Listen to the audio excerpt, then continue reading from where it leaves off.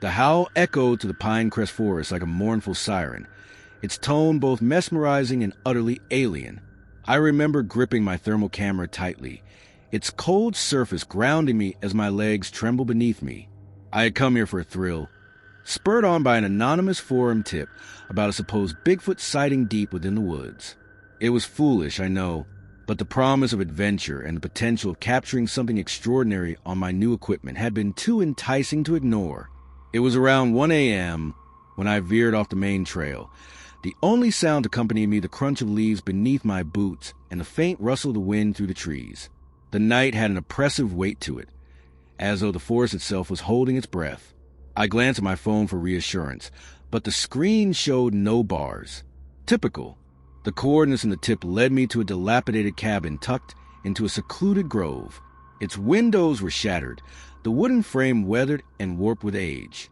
A chill swept over me as I stepped closer, my camera raised and recording. The stillness was unsettling, the kind that prickled at the back of your neck and whispered that you weren't alone.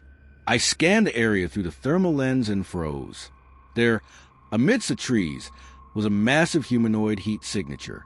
It moved swiftly, almost gliding between the trunks.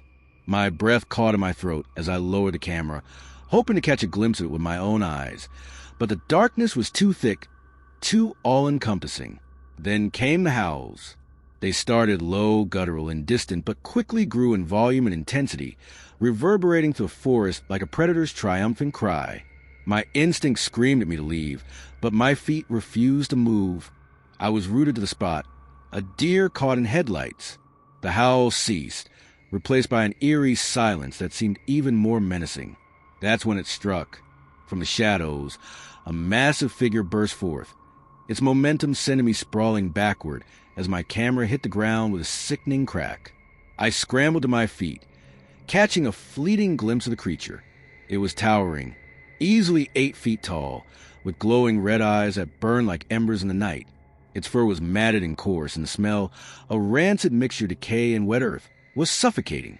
Adrenaline kicked in and I bolted. The trailhead was a blur in my mind, a distant goal that seemed unreachable as the forest stretched endlessly around me. My flashlight danced wildly as I ran, casting fleeting shadows that played tricks on my already frazzled mind. The guttural howls resumed, closer this time, accompanied by the sound of heavy, deliberate footsteps.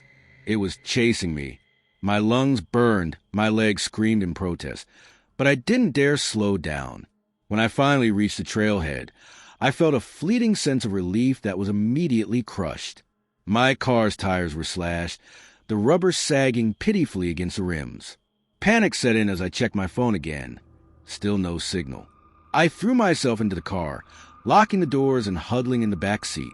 My hands trembled as I clutched the camera, which I'd instinctively grabbed during my escape. It was damaged, the screen cracked, but the recording light was still on. I prayed it had captured something, anything, that could explain what I'd seen. The hours that followed were the longest of my life. The creature didn't leave. I could hear it, pacing around the car, its claws scraping lightly against the windows. At one point, I thought I saw those burning red eyes peering in, but I couldn't be sure. The darkness seemed to have a life of its own, shifting and warping, playing tricks on my senses. I tried to keep quiet, to make myself as small and inconspicuous as possible, but every creak of the car's frame felt like a scream in the silence. At some point, exhaustion overtook me. My eyes fluttered shut, though my sleep was restless and plagued by nightmares of glowing eyes and shadowy figures. When I awoke, the first rays of dawn were breaking to the canopy, painting the forest in hues of gold and amber. The oppressive atmosphere of the night had lifted, but the memory of it lingered like a stain.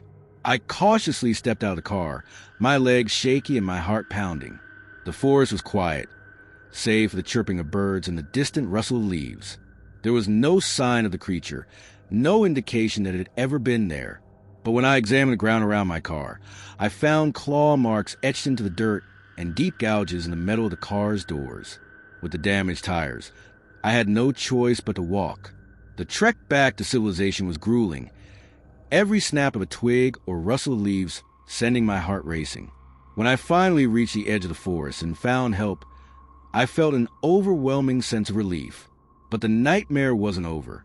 Back home, I reviewed the footage from my camera, hoping to make sense of what I'd experienced. The video was shaky, the image distorted from the damage, but it was clear enough. There was the creature, its hulking form moving with unnatural grace through the trees.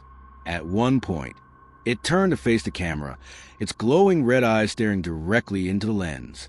My breath hitched as I watched it follow me, its movements deliberate and calculated, always keeping just out of sight. The final frame showed it standing at the edge of the trailhead, watching as I fled to my car. I've shown the footage to a few trusted friends, but most dismiss it as a hoax or a case of mistaken identity. Some suggest it was a bear or a trick of the light. But I know what I saw. That creature, whatever it was real. And it's still out there, lurking in the shadows of Pinecrest Forest. I've thought about going back, about trying to find answers, but the memory of those red eyes and the sound of those guttural howls keeps me away. Some mysteries are better left unsolved. Mount Rainier had always been a place of wonder for me. As a wildlife photographer, its pristine beauty and untouched wilderness were unparalleled, and when I was invited to join a group of seasoned photographers at a remote lodge for an autumn project, I couldn't refuse. It was late November 2022, the air crisp and tinged with the earthy aroma of fallen leaves. The lodge stood like a sentinel in the shadow of the towering mountain, surrounded by an endless expanse of dense woods. It was perfect, or so it seemed. The trip started peacefully enough. Each day was filled with the rustle of leaves underfoot, the sharp calls of birds echoing through the trees, and the satisfying click of camera shutters capturing fleeting moments of nature. Emily Gray, our de facto leader, was a veteran photographer with a sharp eye and an even sharper wit. Her enthusiasm was infectious, pulling us deeper into the wilderness with each passing day. But then everything changed. It began subtly, a low, almost imperceptible vibration in the ground during one of our treks. At first, we dismissed it as the earth settling or distant construction. But by the third day, the tremors intensified. That evening, as we sat by the fireplace reviewing the day's shots, the lodge itself shuddered. The windows rattled, glasses clinked ominously, and the fire flickered as if an unseen force had blown across it. We exchanged uneasy glances. "Earthquake," someone ventured, but Emily frowned. "Not likely," she muttered. "Mount Rainier's volcanic, but it's dormant. This feels different." Her words lingered as we turned in for the night. Sleep came fitfully. The woods, usually alive with nocturnal sounds, had fallen eerily silent. The oppressive quiet seeped into my dreams, turning them into restless visions of shadows and tremors. When dawn broke, none of us felt rested, but curiosity overpowered our unease. Emily proposed an expedition to investigate the strange phenomena. We set out early, cameras slung over our shoulders and supplies packed tightly in our backpacks. The forest seemed darker than usual, the canopy above blocking out the feeble sunlight. About an hour in, we stumbled upon something that stopped us in our tracks. Massive footprints pressed deep into the damp earth. They were humanoid in shape, but far too large, each one spanning at least 3 feet. The edges of the prints were sharp, fresh, and the ground around them was churned as if something colossal had moved through recently. We exchanged nervous glances. "Bigfoot," someone whispered, half joking, but the tension in their voice betrayed their attempt at levity. Emily knelt beside one of the prints, her face a mask of concentration. "Whatever made this is big," she said finally, "and close." The air around us seemed to grow heavier, charged with an almost tangible sense of foreboding. The forest, usually alive with the rustle of leaves and chirping of birds, was oppressively silent.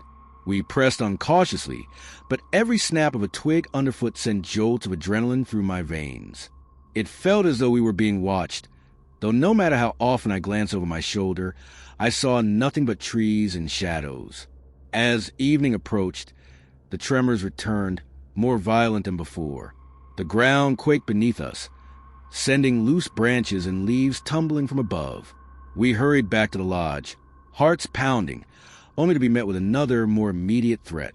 In the distance, a column of smoke rose into the sky, glowing orange at its base. A wildfire had broken out, its flames ravenously consuming the dry underbrush and trees. The wind, sharp and unrelenting, drove the fire toward us at an alarming speed. Panic set in. The lodge, our supposed sanctuary, was now a death trap and filled with a raw, unbridled rage. We froze, our eyes scanning the shadows. And then we saw it. The creature stepped into the dim light filtering through the smoke, its massive frame dwarfing the trees around it. It was covered in matted, dark fur, its eyes glowing with an unnatural, malevolent light. It wasn't just big. It was terrifyingly intelligent, its gaze fixed on us with an almost human-like anger. This was no mythical Bigfoot. This was something ancient, something that had watched humanity encroach upon its territory for centuries, and it was furious. The beast let out a deafening roar and charged. Chaos erupted. We ran, the sound of its pounding footsteps chasing us through the smoky forest. Emily, ever the quick thinker, pulled out her camera. "Keep running," she shouted, raising it to her face. The flash went off, a blinding burst of light in the dim, smoky gloom. The creature recoiled, momentarily stunned. It was all the time we needed. We reached the canyon's edge, scrambling down its rocky sides as the fire roared closer. The creature, still dazed, lingered at the top, its glowing eyes watching us with a hatred that sent shivers down my spine. Finally, as the flames encroached, it let out one last, bone lodge, the trees, the creature, all of it was swallowed by the inferno. When the fire finally died down and rescue teams arrived, we told them our story. Most didn't believe us, attributing our tale to stress and smoke inhalation. But the footprints, the massive, inhuman footprints, remained a silent testament to the nightmare we had survived. To this day, I can't visit Mount Rainier without feeling a knot of unease in my stomach. The forest has regrown, the lodge rebuilt. But I know better. Some things are better left undisturbed. Nature has its boundaries, and crossing them comes at a cost. We learned that the hard way, and I hope, for everyone's sake, that no one else has to.